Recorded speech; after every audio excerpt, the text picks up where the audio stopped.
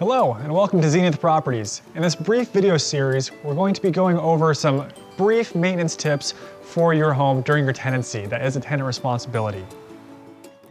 In this video, we'll go over how to sync a garage door remote to your garage door opener.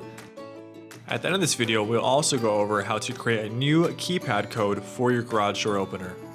Please note that every home is different and may require different specifications in each individual item. If by the end of this video you're still having troubles, please contact us directly at our main office line at 360-696-3111 or email us directly at maintenance@zenithpro.com. To sync your new remote to the opener, start by locating the Learn button on the opener and hold it down for about 10 seconds. The light should start flashing.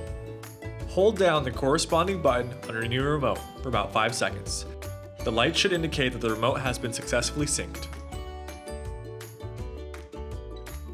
To reprogram, start by once again holding down the Learn button on the garage door opener. Please note that every manufacturer is different. Please refer to the instructions on the unit itself on how to reset the existing code. If you are having difficulties, please contact us directly at maintenance@zenithpro.com.